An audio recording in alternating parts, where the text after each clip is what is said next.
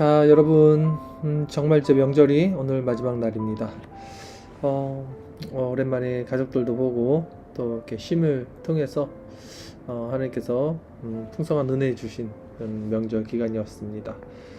이제 우리가 다시 일상으로 돌아오는데요. 이 일상으로 돌아올 때 오늘 이 밤 먼저 하나님 앞에 말씀을 통해서 우리 마음을 점검하시고 다시 한번 은혜 받는 시간 되기를 바라겠습니다.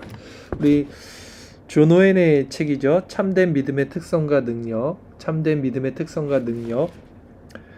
페이지는 341페이지.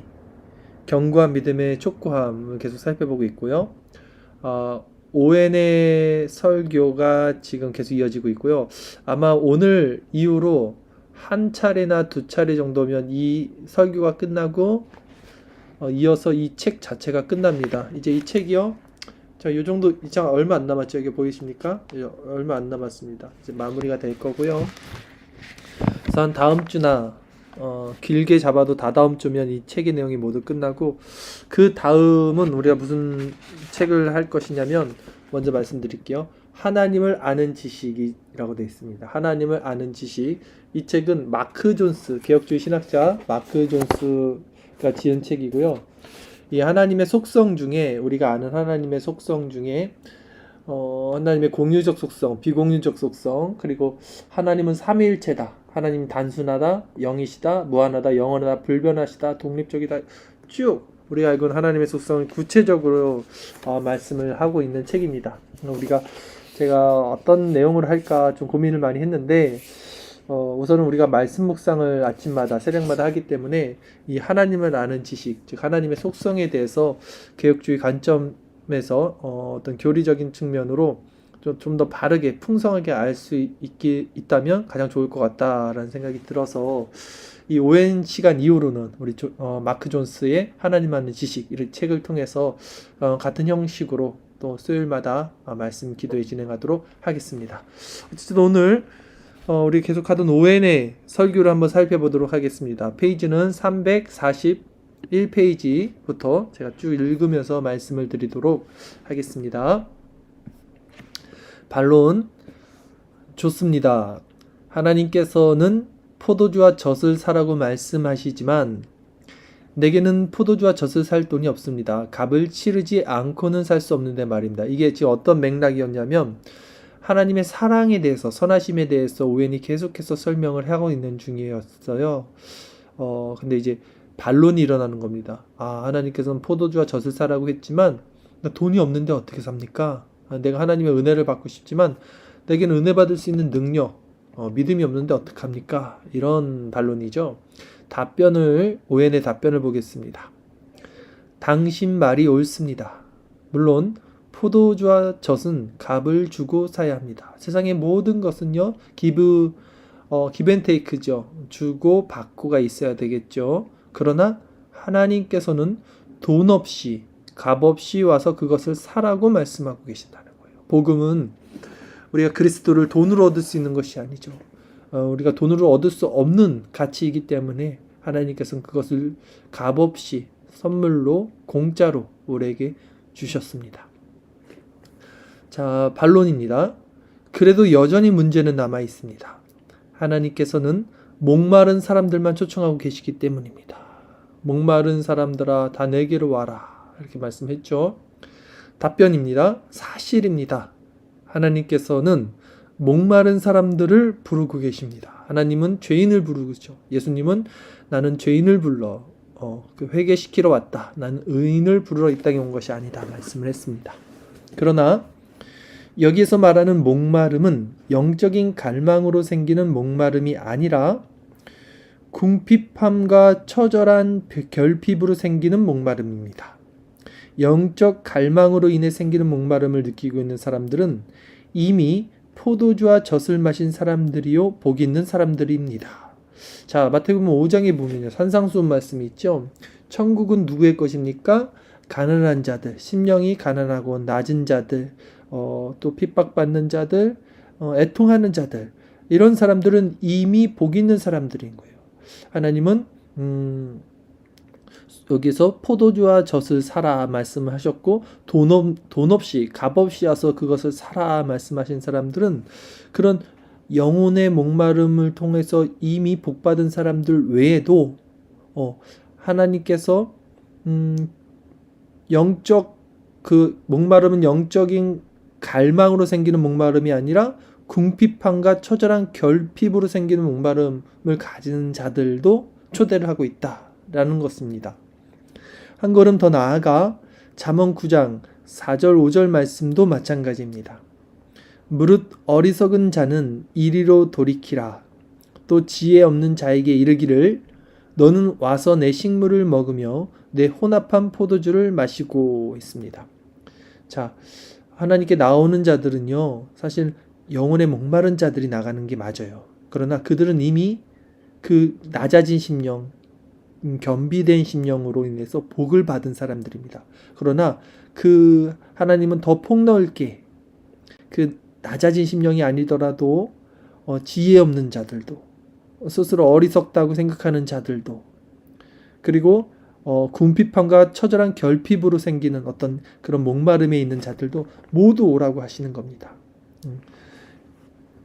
그리스도께서는 돌이켜 자기에게로 돌아와 자기의 식물과 포도주를 마시라고 어리석고 지혜 없는 사람들을 초대하고 계십니다는 것이죠.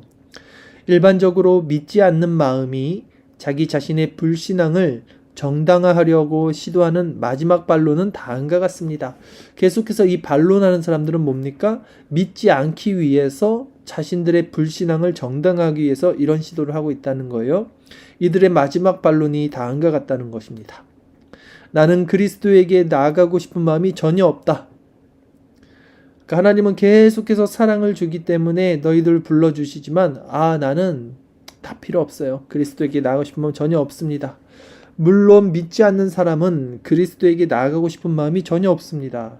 하지만 그리스도께서는 다음과 같이 말씀하십니다.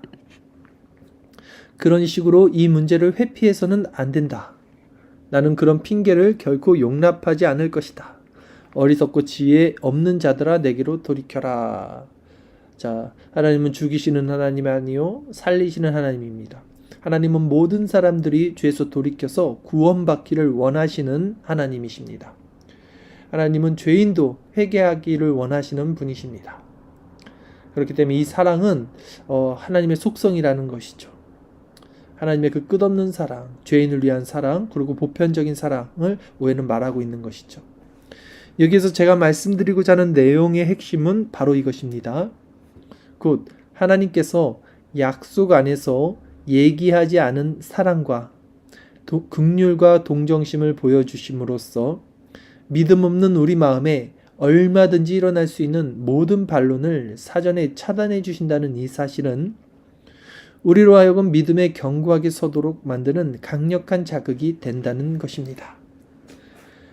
하나님의 사랑이 너무 크니까 그것을 받지 않으려고 하는 모든 사람들도 하나님의 그 사랑이 그것을 덮는다. 그래서 강력한 자극이 된다는 것이죠. 이것은 당연한 일입니다. 생각해 보십시오. 하나님께서는 우리가 우리 자신을 책망할 수 있는 모든 죄가 전부 사실이라는 것과 우리의 죄와 우매함과 불신앙과 냉랭함이 우리가 아는 대로이며 오히려 우리가 생각할 수 있는 것보다 상상할 수 없을 정도로 더 사악하다는 사실을 다 알고 계십니다. 그러니까 하나님께서는 우리가 얼마나 죄인인지, 우리가 얼마나 하나님을 대적하고 냉랭한 마음, 불신앙, 우매함 이런 것들을 갖고 있고 나아가서는 우리가 생각하는 것 이상 더 상상할 수 없을 정도로 우리가 사악하다는 사실을 하나님이 알고 있다는 거예요. 그러면서도 하나님이 이 사랑을 우리에게 주신다는 거예요. 또한 하나님께서는 우리의 모든 죄가 악화되고 있다는 사실, 그러니까 죄가 점점점 깊어지고 점점점 커진다는 거예요. 곧 우리의 영적 퇴보, 마음의 완고함, 크고 심각한 범죄, 영적 무력함, 은혜를 입고도 감사치 않는 냉랭함, 죄를 깨달아도 마음을 닫아버리는 것 등이 갈수록 악화되고 있다는 사실도 다 알고 계십니다. 라는 것이죠. 그러니까 이게 무슨 말이냐면 우리의 어떤 공로나 우리의 어떤 의지, 우리의 어떤 선행을 통해서 하나님이 우리를 사랑하시는 게 절대 아니라는 거예요. 오히려 반대인 거죠. 우리는 더 죄로 피 흘리기에 바삐 걸어가는 발을 가진 자들이고, 우리는 하는 것마다 더 죄를 저지르고 시간이 갈수록 더 죄에 깊어지는 그런 존재라는 것을 하나님이 알고도 우리를 사랑한다는 것을 오해는 말하고 있는 것입니다. 그런데 이 모든 것을 다 알고 계심에도 불구하고 하나님은 다음과 같이 말씀하십니다. 오라, 우리가 서로 화목하자. 너희는 화목을 받아들이고 그리스도에게 반응하며 내 사랑을 인하여 그를 영접하라. 이 얼마나 놀라운 일입니까? 그러므로 이와 같은 사실을 영원히 깨닫게 되면 분명 이런 사실로 인하여 어느 정도 하나님의 약속 안에서 안식을 누리고 하나님의 약속을 인정하지 않을 수 없게 됩니다. 자, 우리가 하나님에 대한 지식, 하나님의 속성, 하나님의 위격, 그 하나님의 인격, 하나님의 그 마음을 이제 어느 정도라도 알게 되면요, 하나님이 진정 어떤 마음을 가지고 계시는지를 우리가 진정 어느 정도라도 알게 되면 이 하나님의 마음 안에서 안식을 누립니다. 왜냐하면 그 하나님의 그 마음이 사실은 너무나 사랑이거든요. 그 하나님의 마음이 정말 우리가 생각하는 그 수준을 넘어서는 아주 큰 사랑을 담고 있기 때문에 하나님의 그 마음을 어느 정도 알게 된다면 안식을 누리고 그 하나님의 은혜 가운데 우리가 젖을 수밖에 없어요. 오해는 지금 그것을 이야기하는 것입니다. 숙고 두 번째 이제 살펴보겠습니다. 지금 저는 견고한 믿음을 갖기 위해서는 하나님의 사랑과 그리스도의 탁월함과 적합함이 모두 뚜렷하고 현저하게 표현되어 있는 약속의 말씀을 숙고해야 한다는 사실을 말씀드리고 있는 중입니다. 자, 우리가 하나님을 아는 지식이 쌓이려면 성경 말씀을 우리가 묵상해야 된다는 거예요. 이 동기에서 두 번째로 살피기로 한 그리스도의 지혜와 사랑은 모든 약속의 말씀이 우리가 실제로 겪는 모든 고통과 의심의 원인에 적합하게 되어 있다는 것에서 발견할 수 있습니다. 다시 말해서 우리가 매우 다양한 의심과 두려움과 공경과 어려움으로 괴로움을 당하는 것을 아시는 하나님께서 그리스도 안에 있는 자신의 사랑과 긍휼을 약속의 말씀 안에 담아두실 때 우리가 실제적으로 당하는 모든 궁핍과 공경과 공경에 적합하도록 약속의 말씀을 적절하게 만드셨다는 것입니다.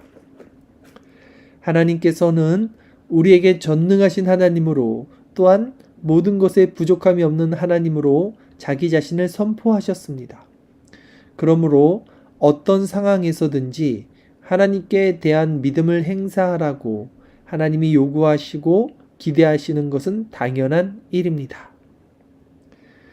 그러나 하나님께서는 그렇게 요구하시고 기대하실 뿐만 아니라 그리스도 안에 있는 자신의 완전 충족성이라는 수원지에 무수히 많은 수도관을 연결시켜서, 그 수원지는 이제 물이 있는 어떤 것을 말하죠. 그 수도관을 연결시켜서 우리가 당하는 모든 구체적인 궁핍과 공경과 시험 하나하나에 자신의 완전 충족성이 흘러 들어오도록 하셨습니다. 이게 무슨 말이냐면 하나님은 그리스도를 통해서 우리의 모든 상황을 아시고 모든 상황 가운데 하나님의 사랑을 우리가 그리스도를 통해서 받을 수 있도록 그렇게 만드셨다. 그렇게 수도관을 연결시켜 놓으셨다라는 것이죠. 하나님께서 이스라엘 민족에게 만나를 주셨을 때 그 만나를 먹기 위해서는 먼저 그것을 거두어야 했고 맷돌에 갈거나 절구에 찢거나 가마에 삶아야만 했습니다. 그러나 하늘로서 내려온 생명의 떡, 곧 이 약속의 만나는 이미 빠져 있고 찌어져 있으며 구워져 있어서 누구라도 먹기만 하면 금세 배고픔을 면할 수 있습니다. 이게 무슨 말이냐면 구약에 만나가 있잖아요. 그 만나는 예수 그리스도를 예표합니다. 생명의 떡인 예수 그리스도를 예표해요. 그래서 그 만나를 사람들이 먹기 위해서는 아침마다 나가서 그걸 주워야 되고 그것을 맷돌을 갈고 절구에 찍고 감에 삶아서 먹었단 말이죠. 그러나 이 하늘로서 내려온 생명의 떡인 이 예수 그리스도는 우리가 뭘 할 필요가 없다는 거예요. 이미 빠져 있고 찌어져 있고 구워져 있고 삶아져 있어서 그냥 누구라도 먹기만 하면 금세 배고픔을 면할 수 있다는 내용입니다.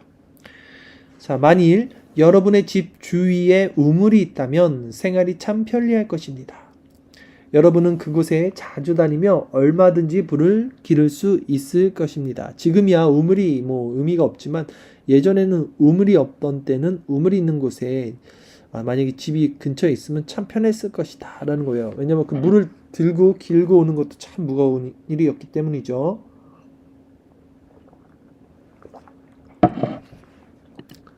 그러나 만일 우물의 물을 각 방마다 끌어와 특별한 일이 있을 때마다 그 자리에서 물을 받아 사용할 수 있도록 하는 수도관이 우물에 연결되어 있다면 얼마나 더 편리하겠습니까? 오늘날 같은 정수기 같은 거 집에 있으면 얼마나 편하겠냐.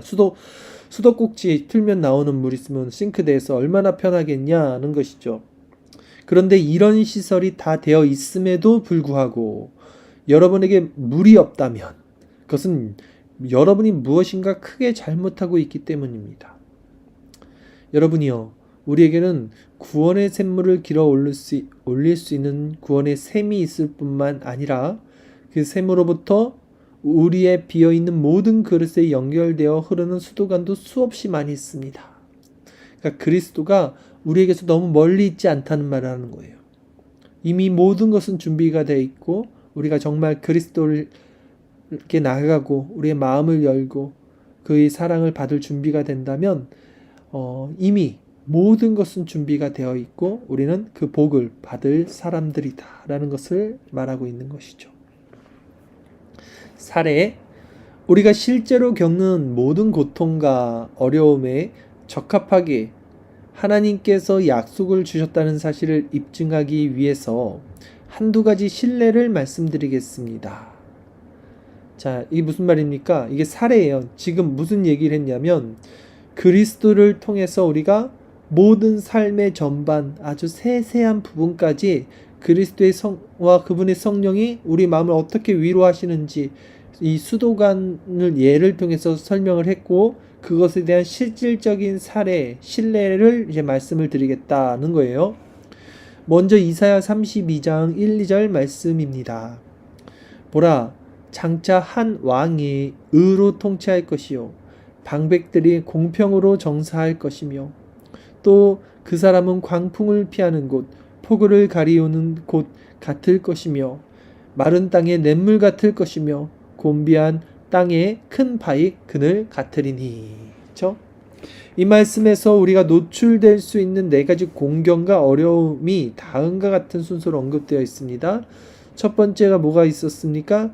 그 사람은 광풍을 피하는 곳. 그 사람이 누구겠습니까? 예수 그리스도란 말이죠.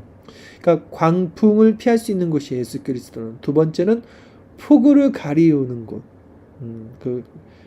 그리고 세 번째는 기근, 마른 땅이죠. 마른 땅이라는 것은 기근이죠. 냇물 같을 것이며, 그다음에 네 번째는 공고한 땅에 큰 바위 그늘 같으니. 공고한 땅. 너무 피곤하고 그늘도 없고 막 힘들어지는데 큰 바위, 그늘을 주는 그런 바위 같은 분이 예수님이다. 잠깐 우리 삶 가운데 일어나는 모든 이런 상황 가운데서도 그분은 우리가 피할 광풍을 피할 곳, 폭우를 피할 곳, 기근을 피할 곳, 곤비함을 피할 곳이라는 것입니다.